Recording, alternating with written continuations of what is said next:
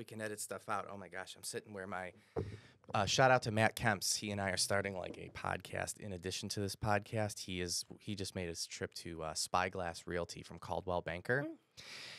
And he sat here yesterday, and I just put these headphones on, and Jesus Christ, Kemps, you've got a gigantic head. For real.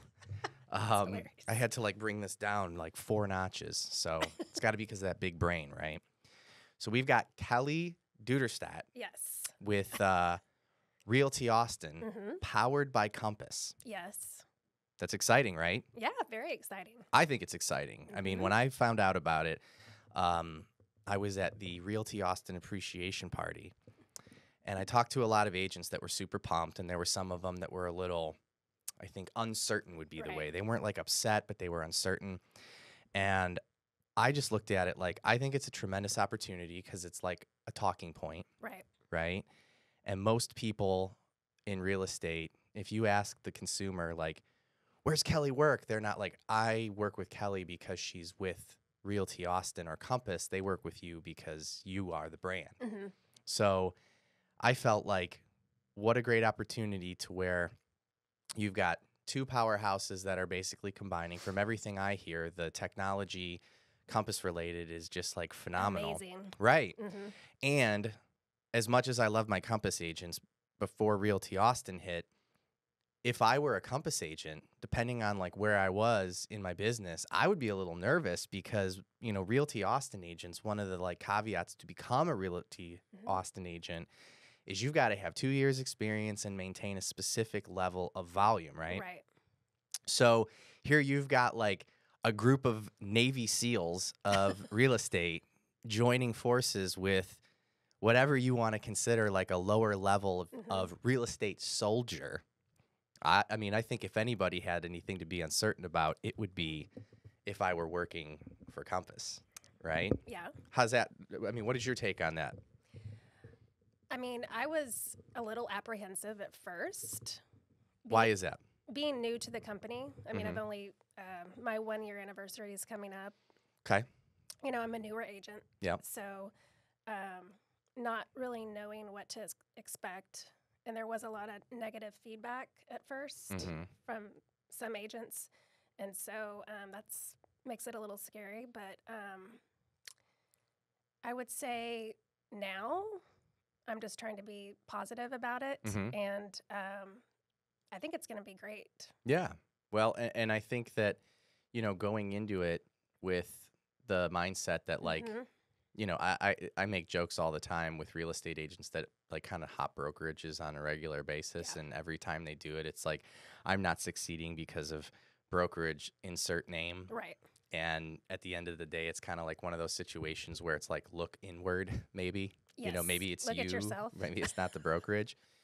But some of the like negative feedback that you heard before, was that like prior to you getting involved, or was that like right when the announcement was made? It was just right when the announcement was made. Okay. So I mean, I guess that's natural for everybody to have some sort of apprehension. Yeah, people don't like change, right? Right. That's kind of what it is. Change is, you know, it's different. It's the unknown. I love change. Same. I am very, but you know what? The only reason I like change is because I have experienced it more times than I would have liked to have. And now I like embrace it because it's, you know, looking back, it's been good. It's been fruitful. So I think the people who really despise change maybe haven't experienced enough of it. Right. I don't know. Right. But so excited about the change, all that kind of good stuff. What specifically, and maybe it's too early to talk about it, but is there anything specifically that you've kind of, you know, heard about or even experienced yourself that you're like, this is going to be really good for me? The technology. Okay. For sure. Right on. I mean, I'm sure there's a million things you could talk about in respect to the tech, but is there one thing specifically that you could pinpoint that other real estate agents that are hearing this that maybe aren't working for Compass that you're like, this specifically is huge for me?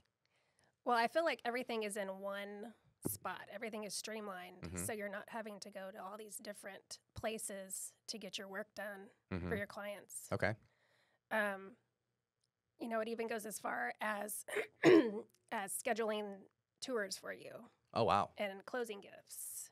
And I just like how everything is very in one place. Yeah, convenient. Yes. And so I'm envisioning that the idea behind that is that if we can eliminate some of the, mundane things of real estate, you can do what you really want to do, which is talking to clients and generating new business. Yeah. It's supposed to save us time. Yeah. So that's what I'm excited about. Right on.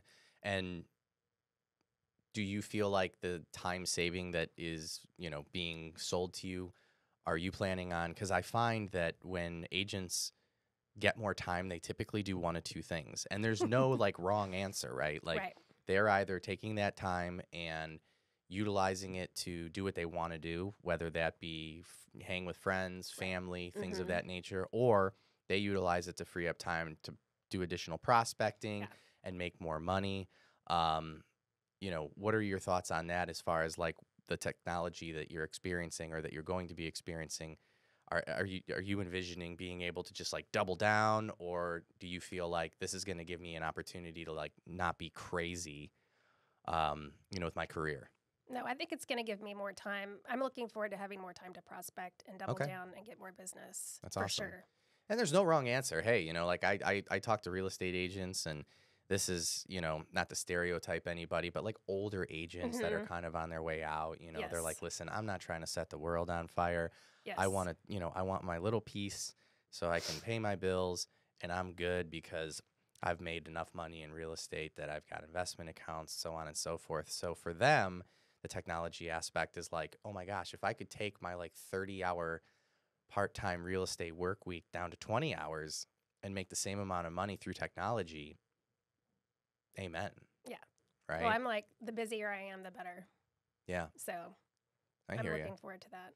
So we talked about the Realty Austin and all of that. Were you always with Realty Austin, or well, you couldn't be? Where were you prior?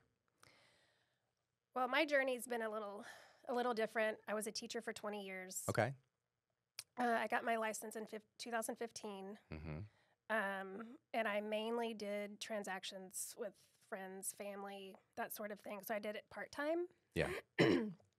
So I've had my license at Keller Williams, and then I had it at a very small, like, mom and pop brokerage in Pflugerville, where I live. So,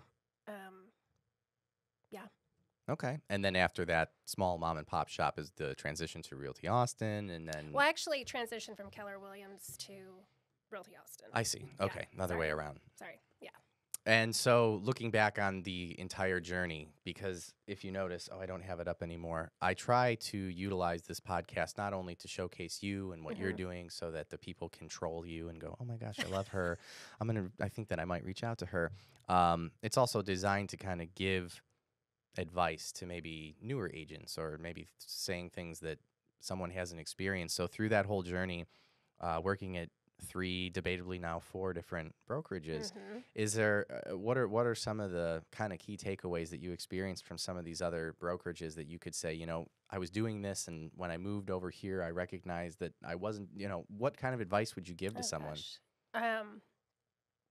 It did take me a while to find where I was supposed to be, but I feel like I've finally found that place at Realty Austin with Sal Silva. Sal Silva Group. Shout out to Sal. Been trying to get you on this podcast for months, my That's friend. Right. Don't be scared.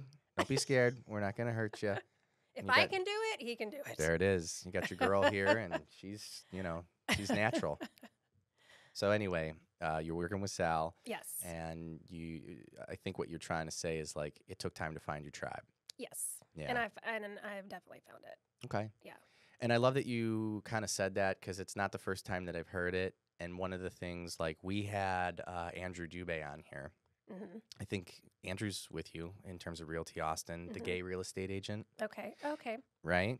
And he kind of said the exact same thing. But what he did when he mentioned it that was very interesting to me was he kind of took it a step further and said, not only do I want to find my tribe as far as like who I'm working with in terms of my brokerage and my coworkers, but I really want to find my tribe in regards to my clients. Because we talked about his brand in respect to the gay real estate agent, and he's like, I've had people ask me like, don't you think that that could be hurting your business, when in reality what he said is he felt it was helping his business because it's completely weeding out anybody that he wouldn't necessarily want to work with anyway. Mm-hmm. And because of that, it allows him to focus on people who totally know who he is. And he's like, I have the best experience with my clients because they know exactly what they're getting into. And he basically credits the whole branding thing as a solution to making his life and his business and his experience for his clients better. Mm-hmm. So you have been to different brokerages and you've finally found your tribe co-work wise. What do you think, and maybe you haven't even thought about it, but who do you feel like is kind of your tribe in terms of buyers or sellers? Like, is there someone that resonates with you more? Is there an age group? Is it maybe men over women? And not to say that you wouldn't take on other deals, but do you find that there's a group that you find that you have a better experience with? I think coming from teaching for so long, Yeah. definitely teachers. Okay. Let's unpack that. Why do you think that is? I mean, you taught, but like you're going through a buying or selling process. Like, what does that look like? Why do teachers seem to resonate more? I guess because I can relate. I can relate to them more. Okay. Do teachers like different houses? No. Okay. Do they have different budgets? Like, would relate to them in how? I don't know. That's a great question. Is it just, you kind of know what they're going through on their day-to-day with their scheduling and things like that? Yeah, I think so. Okay. I think so. I mean, we have a lot in common, so. Yeah. When they get home that they're like, a little fried and maybe need a glass of wine or something. Underappreciated. That is true. And underpaid. Underappreciated. Yeah, it's unusual that you see teachers really getting the credit they deserve. Yeah. So anything I can do to help them and make their life better. Yeah. Is what, I strive for. I like that. No, teachers. I never even thought about, and this is why I asked this question. It's become a question that I ask a lot. Because people have asked me, like, well, what do you think is your favorite client? And my favorite client, personally, I love dealing with first-time home buyers. Okay. And the reason for that is because I tend to over-educate maybe. And everyone's like, how can you over-educate? Well, trust me, there's the guy that calls me or is referred to me, and the first words out of his mouth are, I could buy this house in cash. I'm only financing it because I'm financially savvy.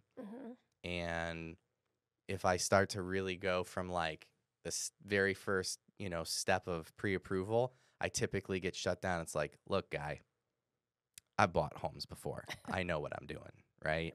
And then if anything goes wrong in the process, the comment is typically, I didn't have to do this the last time I bought a home in 2002, right?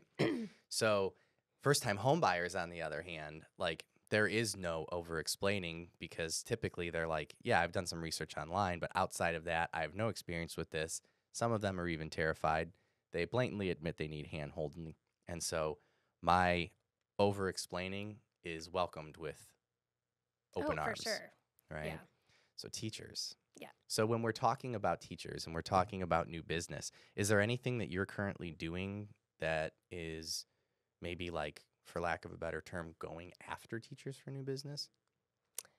I think just putting yourself out there, especially on social media, and letting everybody know what you're doing, that you are a real estate agent, is key, and being consistent with it. Yeah. Well, I think I'm going to use this as a shameful plug to basically say, teachers out there, I think it's important to maybe when you're thinking of a real estate agent, you definitely want to make sure that the real estate agent has experience and knows what they're doing, which we know Kelly does. But why not also work with somebody who knows what you're going through, and that you can maybe trust a little more because they understand your experience with your work and everything along those lines. And Gold Star, as a lender, we offer discounts to teachers, doctors, first responders, all that kind of stuff. So, gosh, maybe we can find somebody to be a teacher, partner them with Kelly, and then work on getting them discounts with the loans, right? Yeah, for sure. One of the other things that I've been doing this quarter, and surprisingly, I mean, we've only put out a couple like call to actions on it, but I'm trying to do things to get charities on toward the end of the year here that want to like talk about their message and really increase their impact in terms of what they're trying to do. And I really don't know if like, this might sound terrible now that I'm like saying it, but maybe we'll edit this out. Like, are there charities for teachers? Like, we talked about them kind of being underappreciated, underpaid, but like, That's a great question. are there ways to fundraise maybe that can help teachers? Like, well, you were a teacher. Yeah. I mean, did you ever find yourself reaching into your own wallet for things for children that would? Oh God, all the time. Right, like supplies. Constantly. And what grade were you teaching? I taught kinder, first, second, third. So younger kids. Yeah. So Yeah. things like maybe, I don't know, construction paper, Oh, crayons, yeah. all that kind of stuff, sure. craft stuff. And, you know, you go to the school and you're like, hey, we need this. They're like, it's not in the budget. And then you're dropping $20, $30, $40, $50 so all the kids can kind of have a different experience. And For sure. Yeah. maybe That's a great idea. Maybe we need to figure out ways to find teachers that are in need of things like that and, you know, school supplies, whatever have you. And maybe they're also considering buying a home. For sure. I'm going to take the world over with Yes. teachers. See how good ideas come about when I we have love these it. conversations? Yeah, like, I love it. what a way to generate new business, right? Yeah. And then, yeah, giving donations. We're going to talk about this Yes, we should. Let's do that. off the podcast. So, you know, again, I always try to talk about new business. I try to operate with a mindset that is not of scarcity, right? I think there's more than enough business to go around. And I think now more than ever, we have real estate agents that are really like, okay, what are you doing to generate new business, whether it's listings or buyers? And not like, you know, one of the number one lines I get is, well, you know, I'm going to focus on my sphere of influence and so on and so forth. And that's not a wrong answer. But you've got real estate agents that are like, what are like quick sound bites, things that I can do today that can help generate business? Is there anything that you feel like you're doing right now outside of just being there, letting people know you're a real estate agent? I mean, God, the teacher thing. We have to do this. It makes too much sense. We have to. So outside of that idea that I just thought about, is there anything you feel like you're doing that's working for you other than the obvious? I mean, I wish I could say I was. I mean, I think I'm just trying to remain consistent with what, sphere of influence and open houses. And Open houses. That's an answer. Yes. See, I asked this question. Everyone's like, I don't know. And then there's always something. So open houses, because Yes. there are agents out there that are like, open houses don't work for me. It's not my thing. Right. And I always love it when someone says it's not their thing because, you know, if it works, it works. So what are you doing at open houses that you would say to a real estate agent that says, that's not my thing or that's not working for me? Well, once again, I think consistency Mm-hmm. comes into it. Like, Sure. You can't just do it, You mean if I buy a Peloton, I'm not going to automatically lose weight? No, you're not. Sending it back. Yep. Being consistent with it, marketing it. Sorry. The open house. Yes. Yeah. Putting it out there, inviting people. And you can do like events at your open house. Okay. Like, let's unpack it a little more though. So you're doing the open houses, right? And we're getting butts in the door. How are you converting them? And even if you think you have the most obvious answer, I'm here to tell you there are people out there that you're going to say something that you think is like a duh moment, and it's going to be an aha moment for someone else. So how are you having success converting them? Is it just the consistency? Is it the follow-up? It's the follow-up, for sure. And is there anything you feel like you're doing during the follow-up that is resonating with these people that are making them say, hey, you know what, let's meet for coffee or let's do whatever? I usually follow up right away, like the same.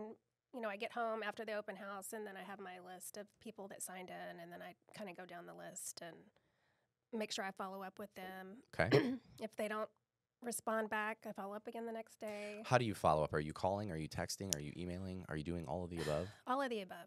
Okay. Yeah, because some people respond to emails, some text, some call. But I feel like texting, I get more of a response. So text seems to be the highest response. For me, yeah. Okay. And then through the text messages on the follow-up, I mean, what if we can like tap into your secrets. Like, is there a text that you send? Like, is it a scripted text where you like know this one works? I mean, you have to I'm have. trying to be authentic. Like, Sure. not, I don't Okay. want to sound like a robot. Mm-hmm. And okay, that's Yeah. a good piece of advice. So you don't want to sound like a robot. So how do we do that? Just trying to get to know them as best you can. Try to set an appointment right away to meet with them. Are you like taking notes per se and saying like, hey, it was great seeing you at the open house. Really enjoyed your 3-year-old daughter or whatever? Or are you just kind of... Yeah. Thank you for coming to my open house. It was really great chatting with you. I'd really love to help you, in your home purchase Sure. or your... I mean, just through your experience, do you find that there's anything that seems to work better than others? Words. I know some people say, like, I always try to end my texts with a question as like a call to action. Call to action, yeah. Right. For sure. Mm-hmm. Okay. Any other tips on the open house front? I don't think so. I mean, just trying to get with them right away. Don't wait till a few days later. I gotcha. Well, one thing that people might not know is that you're part of like a ninja group. Yes. Right, which I think is awesome. I'm actually part of one on the lending side. We don't call it ninja, but I describe it to my real estate agents as my ninja group because they all know what that means. And I believe it's all based on the ninja selling idea. There's a book about it. Yeah. I haven't taken. There's a class too, but I haven't taken that. But at the end of the day, it's all designed to make sure that you're following up with clients and really being strategic in ways to stay at the forefront of their minds. So when they're ready to purchase, they think of you. Yes. And so we kind of talked about open houses. We talked about your follow-up and all of that. And in your ninja group, you're a part of a group with a bunch of different agents, and you clearly have colleagues and everything along those lines. Is there anything that you are seeing the masses, if you will, of real estate agents that are doing something that you would say, hey, guys, like, from my experience, don't do this? Let me give you some examples of things that people have said. Okay. So I've had other agents that say there are real estate agents that are just very reluctant to do anything in regards to marketing on social media. They're afraid to get in front of a camera. I know real estate agents that are afraid to go out and open network, right? I know there are agents that are very, very hesitant to make any sort of financial investment into their business before they close a deal. Yeah. Right? So I'm not in the real estate community or as embedded as you are. Is there anything top of mind that you are seeing on a semi-regular basis that if you ruled the real estate community, you would say, guys, don't do this, or better yet, you have to start doing this, or you're not going to get where you need to be? Is there anything that kind of comes to the forefront? I think, and I can speak from experience, getting in front of a camera. It's tough. It's tough. We talk about this a lot on the show. So for you, we talk about vulnerability, right? Yes. So like putting yourself out there. Let's unpack it. Why? Because you're gonna grow and you're gonna change. And well, what are the fears? Where does the insecurities come from? That you're gonna say the wrong thing or make a fool of yourself. Yeah. What would that look like? I have this conversation almost every like fifth guest because you are not alone, right? And the number one thing that we have identified with real estate agents specifically is this imposter syndrome. Comparing yourself to others? Or? Well, no, feeling like you're not the expert yet. Yeah. Right? Right. And so I've had agents who have come on here that have, years worth of experience. I mean, almost a decade. And they know they've done hundreds of transactions. They've seen the ones that are easy, the ones that are hard, the ones that are, just an absolute nightmare. And they know the answers to almost any sort of real estate question. And then they get in front of a camera. They forget. They don't forget. It's not that they forget. It's they're afraid they're not going to know the correct answer. Yep. Which is interesting to me. Which is interesting to me because I just wonder, like, and I did this with Ina. She was one of them. I've done this with quite a few people, and we did a whole segment with Ina, and she kind of identified that for her, it was fear in general of her family didn't take, Ina's from Russia originally. She's an immigrant, and she just did not experience any sort of time in front of a lens at all, not for like even family photos or anything like that. And for whatever reason, a camera is a very scary thing, not even because she's going to say the wrong thing, but just because you're on camera. Yeah. Right. And she falls into that category of individuals that has, done over 100 transactions, has seen some crazy ones, knows the answers to everything, and has this fear. Coupled with the fear of the camera is this fear of imposter syndrome, of like maybe somebody being like, that's not right. That answer is incorrect. You're not a good real estate agent. And do you think that that comes from maybe like an insecurity of, I don't know, because I don't experience it, but I love having this conversation because every time I've done these videos, they like go viral because I am the outlier. This for me is very natural. It's easy for me to sit down and have a conversation because I can just kind of block all this out. Well, I think if you're not used to doing this, Yeah. I've never done this, so. That's true. But if you take away the headset that you're wearing and the microphone and the lights and everything, we're just having a conversation. True. Right? True. Yeah. And like, there's no live audience here. True. Right? So why is it so nerve-wracking? And again, like the nerve-wracking part when we dig deeper comes from this fear of saying something that is going to discredit you as a professional. Right. Right? So like, do you think there will ever be a time, forget about the camera, do you think there will ever be a time where you personally feel like deep down that you are as good of a real estate agent as anyone else out there? Or do you already feel that way? And if so... No. Okay. I mean, I would hope that I would. Okay. I think with more years under my belt, that will come. Okay. Interesting. So do you feel like it just requires more experience to... Because I think in real estate, because I deal with this in lending. So my short story that you may or may not know is I responded to a after-school job in high school when I was 15 for a mortgage company. And I've technically been in the mortgage industry for 25 years. Since you were 15? Yeah. Wow. In some form or fashion. Part-time, full-time. I'm a branch manager for 2 separate branches. So I am 25 years in, and even I don't know everything, right? And the business is always ever changing. Right. So I guess, so, nobody knows everything. Exactly. Yeah. And I think that as long as you are constantly honing your craft, keeping your client's best interest at the forefront, right, like, and making sure that you're just acting ethically and, not screwing anybody over, isn't that as good as it gets? I agree. And if there's something that you didn't know, like, is there really shame in saying, actually don't know that, but I can find out? I mean, you have all the resources. Yeah. Yeah, I say that all the time. So.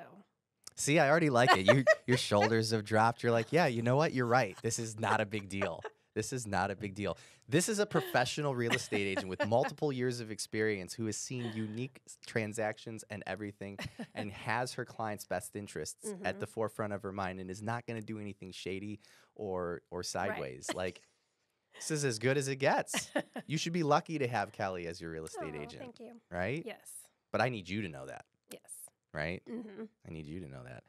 So kudos to you, though, for coming on and doing this. But we're not done yet. I've got other things to ask you. Uh-oh. So before we sat down, one of the things that I was told to do by my marketing company, because here I have these conversations about real estate and entrepreneurialness, and they're like, you need to lighten it up a little bit. And they wanted me to start playing like the what if game. right? So I got a bunch of what if scenarios. And the one that we talked about before we came on that I told you don't answer Right. was, would you rather be able to eat anything you want and not gain a pound, or be able to sleep for 1 hour and be fully rested? So you've got 23 hours in the day to do whatever you want. I think sleeping for 1 hour. Wow. Because then you, like you said, you can get more done in a day. You have more time. That's true. Mm-hmm. That would not be my answer. No? No. And Why? well, I was going to ask you your why. I'll go first. So my why is like, and it kind of is the same question I would have for you. It's like, what do you feel like you're missing out on? Right? Like the one thing that I feel, and maybe this is because I don't have kids. It's probably the thing. Uh-huh. It's like, you know, I've done a lot of traveling in my life. I've been to tons of concerts. I've done a lot of things, a lot of fun things. And I don't I wouldn't take any of them back. But when you've done a lot of things, you kind of start to realize, like, sometimes I just want to chill. Yeah. Right? Sure. And I don't necessarily need to add an additional 7 or 8 hours to my day for more time to chill. But again, maybe that's because I don't have kids. Mm-hmm. But the idea that I can just eat like shit, and you know what I mean? Like I could just But eat then till you feel like shit. I mean, Is that part that's of a it? good point. I don't know. Well, at least I'm not gaining any weight. True. Right? And so the idea of just being able to be reckless with my diet, to me, is like way more valuable than picking up what would debatably be an extra 8 hours in the day. But I think now I've identified it's because I don't have kids. Yeah, probably so. Yeah, I guess that makes sense. I have 3, so That'll do it. yes, I definitely need more hours in the day. I feel like there's never enough time. Yeah, I could see that. I mean, Mm-hmm. you know, it's. I talk to people with children, and this is again going back to my marketing company. They're like, touch on a topic that's controversial. Well, here's one. So I feel like, as an outsider with no children looking in to people with children, the one thing that I've identified is I feel like there's 3 types of parents. Mm-hmm. There are people that I can just tell that, like, their life is completely like them not having kids would be just horrible. They could not have kids. It would like make their life so meaningless, and their children are just so crazily important to them that it's just not even an option for them. Right. That I would say is like 20% of the parents that I come across, though.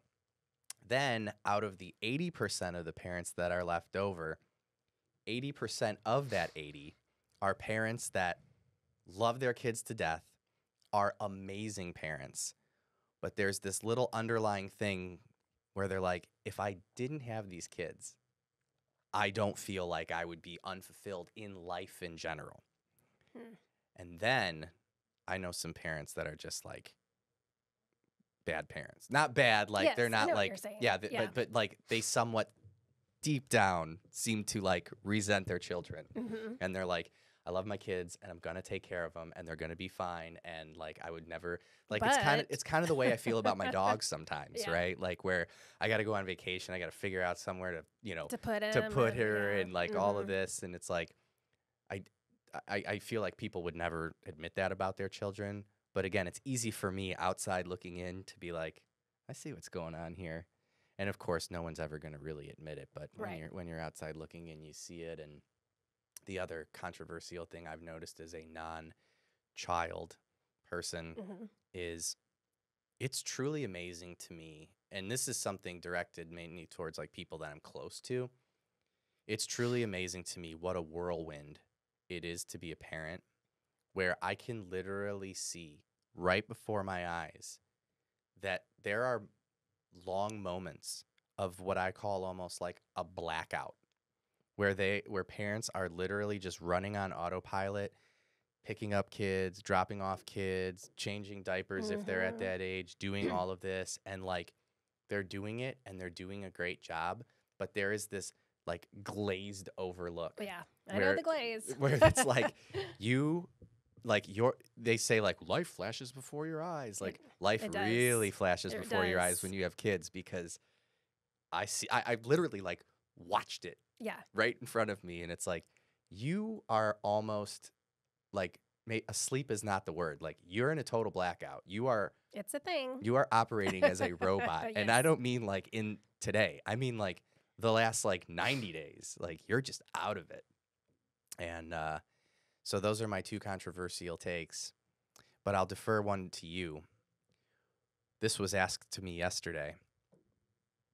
What is a controversial thing in real estate that you would touch on, that you feel like is something that is a little taboo in real estate?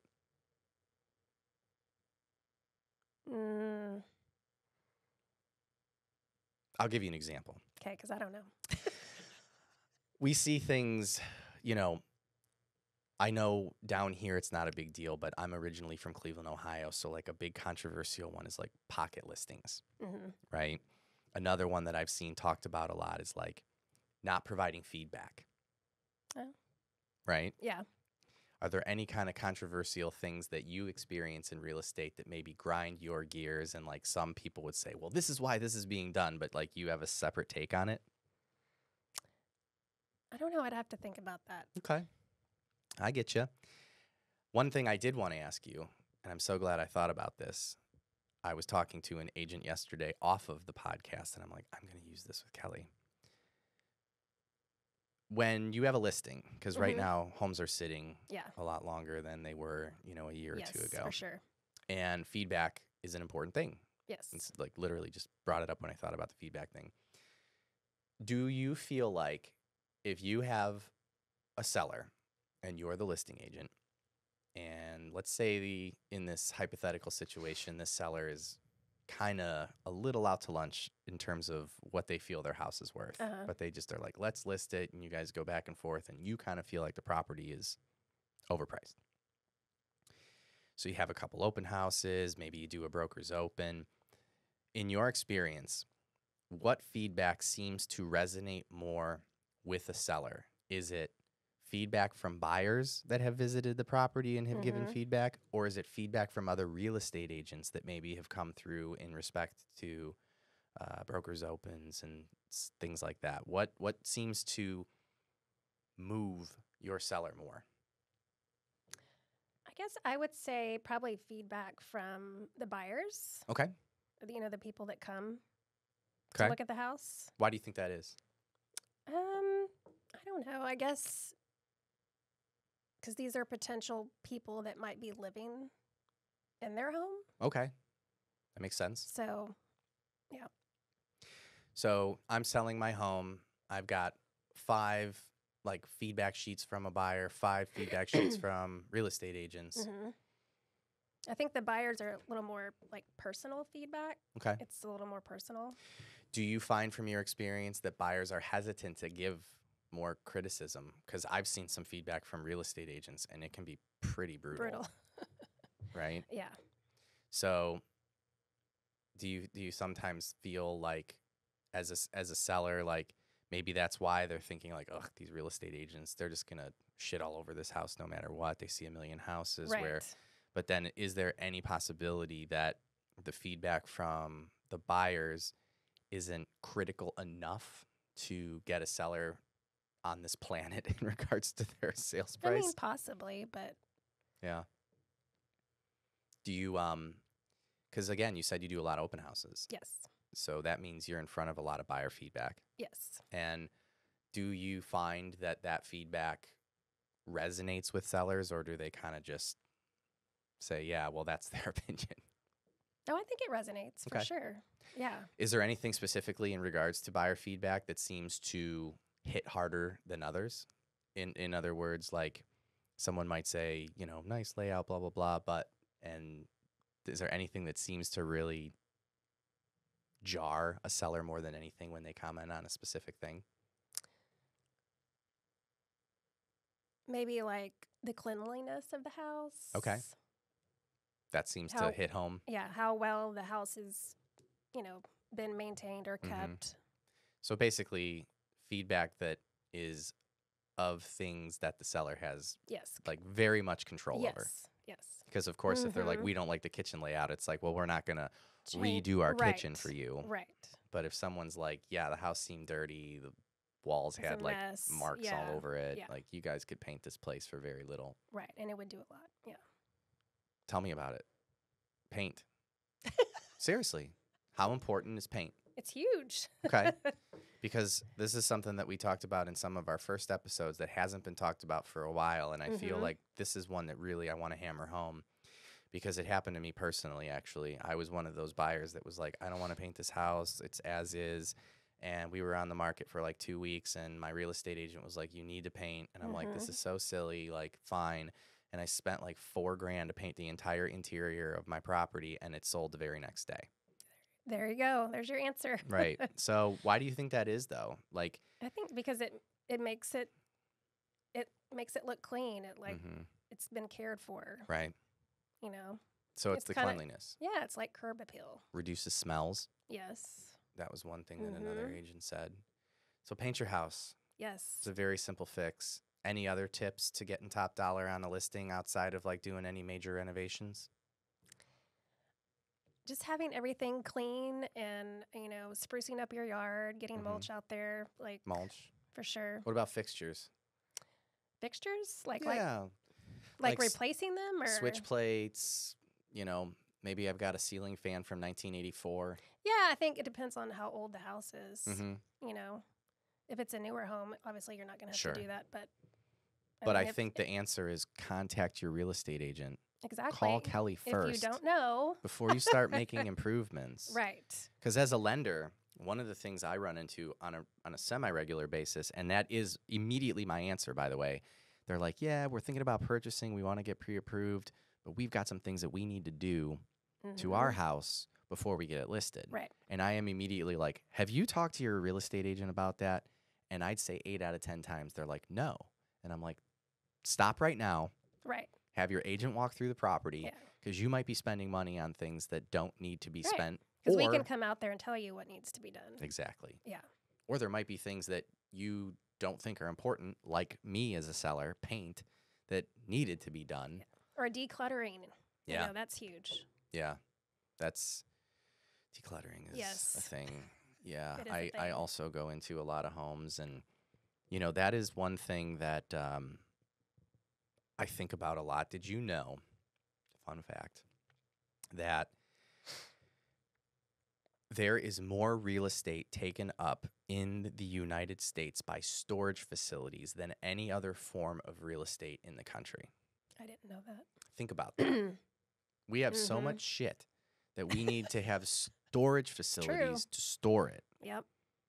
It's kind of sad, right? You would think, like, if I were to just drop that fact and I were to say, of all types of real estate, commercial, residential, for a while there, I know the answer was like the Catholic Church. Mm-hmm. Because I remember hearing this a long time ago. Again, I've been in this business a long time, that McDonald's had more real estate than the Catholic Church.